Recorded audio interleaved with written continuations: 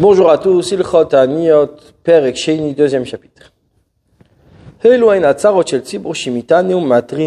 Voici les malheurs qui arrivent sur la communauté pour lesquels il faut jeûner et sonner du shofar.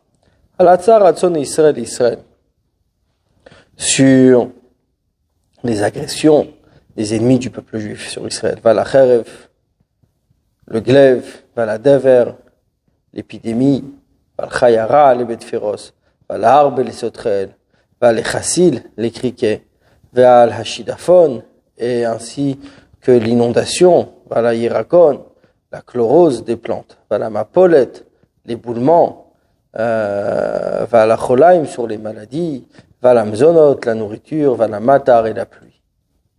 Alachabet, Kol Yeshesh, Batsara, à chaque ville, ou qui est pris d'un malheur, mais Kol Ilou de tout cela, Otaïr Mitana.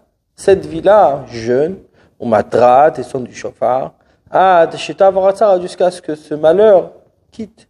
Chol suivotea, et toutes les villes aux alentours, mitanot jeûne, velo matriot, mais ne sonne pas du shofar. Aval mevak shimalem racham, il demande miséricorde.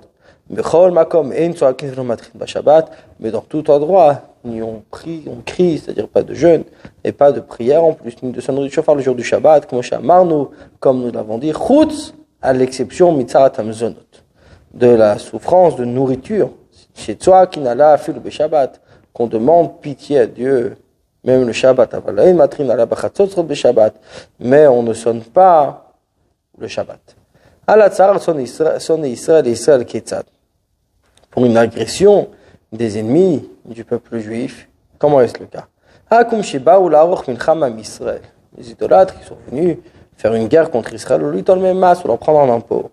Oh, l'ikach miadamer, ou leur prendre une parcelle de terre, ou l'ixoralem, ou leur faire un décret, afilou mitzvah kala, ne serait-ce que sur une mitzvah légère, mais interdire une certaine mitzvah. Areilu mitan matrina chirucham.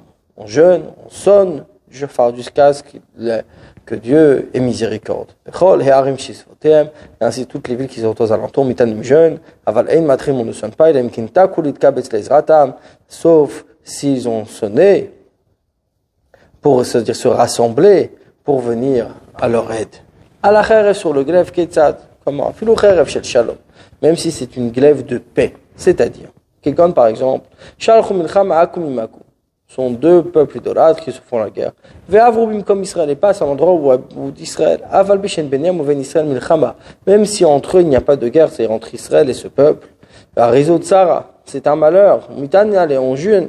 Shenemar comme l'a dit, qu'une épée ne passera pas dans ton pays. Miklal shirat milchama, c'est-à-dire que juste voir la guerre qui traverse son pays, Sarah en soi c'est déjà un malheur. Va la dever, et pour l'épidémie, eizoi dever, qu'est-ce qu'une épidémie? Une ville sheshba chamesh meod ragli, dans la qui compte 500 habitants. Trois morts sont sortis en 3 jours, l'un après l'autre, donc jours consécutifs. Arizé dev, c'est déjà une épidémie. Si c'est en une seule journée, en 4 jours, ce n'est pas une épidémie.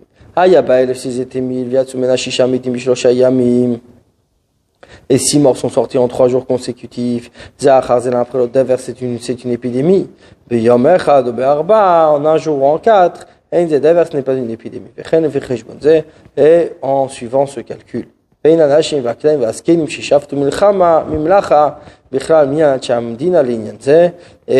les femmes comme les petits ou les vieillards qui ne travaillent plus, qui donc ne font pas partie des personnes de la ville, du nombre de personnes, selon, pour ce sujet-là, c'est-à-dire pour le compte des morts de l'épidémie. Il y avait une épidémie en terre d'Israël. Les diasporas jeûneront aussi. Il y a Dever Bimdina, s'il y avait une épidémie dans une région, et des convois vont vers ce pays, vers cette région. Tout le monde jeûne. Même s'ils sont loin l'un de l'autre.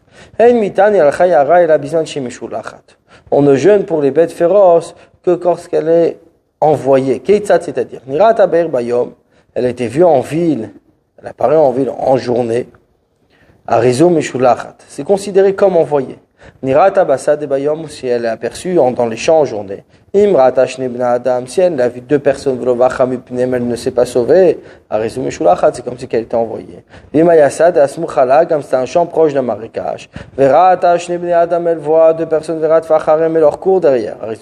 C'est comme si elle l'a envoyée. Si elle ne les poursuit pas, ce n'est pas considéré comme envoyé. Si elle était dans le marécage, même si elle leur court derrière, ce n'est pas comme envoyé. À moins qu'elle ait attrapé les deux et dévoré, mangé l'un d'entre eux. Mais si elle mange les deux dans le marécage, ce n'est pas comme si elle était envoyée. Son habitude c'était dans les marécages. Puisqu'elle avait faim, Tarfa, elle les a tués, elle les a dévorés. Pas parce qu'elle était envoyée. Des maisons qui sont construites dans le désert, ou dans les terres inhabitées.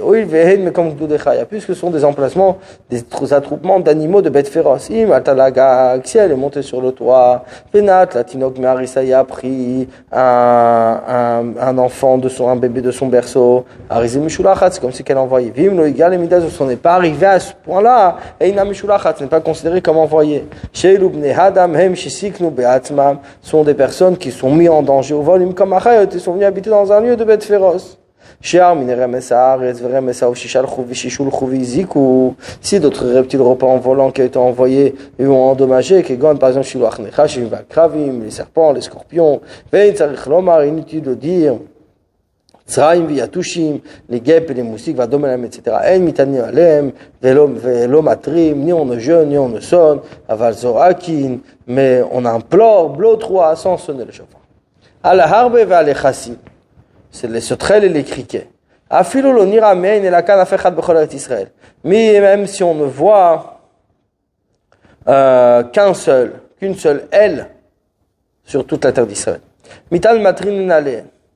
On jeûne et on sonne du chauffard. Vers la govaille et l'apparition de la locuste, donc c'est une espèce de sauterelle. Bechol shiu, quel que soit.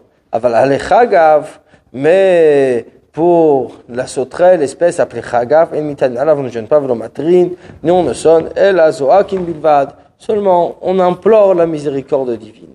Alashida fon val yerakon. L'inondation ou la clause. Dès que ça commence pour la récolte,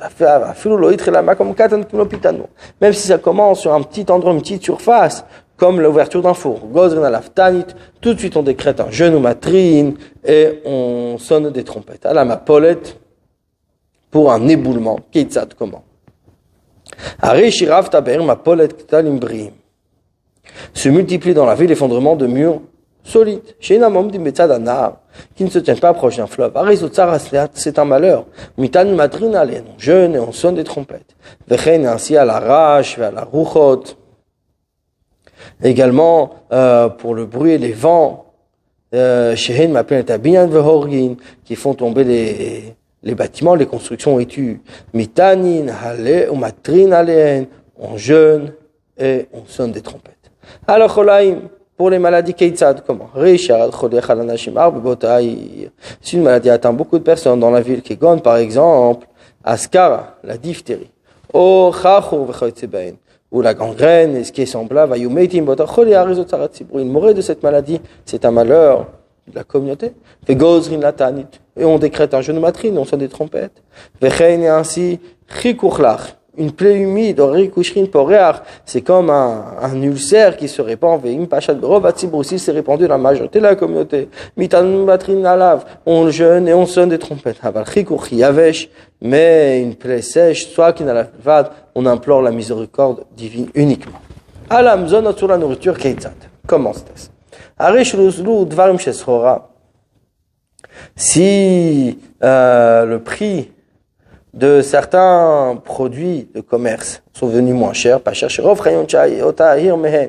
la majorité des personnes de la ville vivent de ça. Kegon, par exemple, les fiches de Bavel, ustensiles de lin en Babylonie, Vein Vachem, Beretz Israël, le vin et l'huile en terre d'Israël, Vnitma et Tamas ou Matan. Et le commerce est diminué, Hachitzer Hatagar, jusqu'à ce que le commerçant ait besoin, Lim Korshav et Asara Bishisha de vendre une valeur de 10 pour 6, Acharkach et Aprim Tzalokeach, il trouvera l'acheteur, Arezo Tsaratzi, pour c'est un malheur de la communauté. Matrin Aléa, et on sonne dessus, Vezoakin Aléa, et on implore Beshabbat le jour du Shabbat.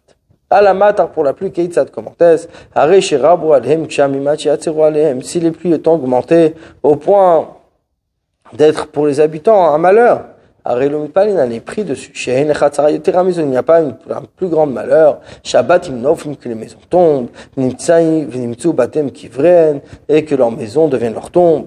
Ober et Israël, en terre d'Israël, Mitpalim Malrov Aksham. On ne prie pas parce qu'il y a trop de pluie, puisque c'est une terre de montagne. Mais leurs maisons sont construites de pierre. Mais beaucoup de pluie, c'est bon pour eux. On ne jeûne pas pour enlever quelque chose de bien. Une récolte qui pousse, la pluie s'arrête, et ses pousses ont commencé à sécher, il jeûne, Vezoakin écrit et implore, jusqu'à ce que la pluie descende, jusqu'à ce que ses pousses ça sèche, et ainsi si la temps de Pesach arrive au Karovlo proche d'Eretz Israël, où les arbres commencent à pousser, mais la pluie n'est pas descendue, les jeunes et les krach jusqu'à ce que la pluie qui est apte pour les arbres descende, ou que leur temps passe, donc si le temps est passé, il est trop tard pour prier. De même, si le temps de la fête de Sukkot arrive, le Yarduk Shaim Marbe n'est pas descendu beaucoup de pluie, qui est les malot behem, afin d'y remplir à Borot, à Shichin, à Marot, les puits, les citernes et les grottes, à Relumitan, Miljenati et Geshem, à la Borot, jusqu'à ce que les pluies descendent, qu'ils peuvent remplir les puits. Ce n'ont pas d'eau à boire, on jeûne pour la pluie, à tout moment, tant qu'ils n'ont pas d'eau à boire, même en été. Parce quoi, une interruption de pluie, ben geshem, les geshem entre chaque pluie, arbaim yom de 40 jours. Si c'est en hiver, c'est une sécheresse. On mitanim et on jeûne. Vezoakin, on implore, jusqu'à ce que la pluie descende, ou que le temps passe, et qu'il est trop tard pour prier. Bonne journée à vous.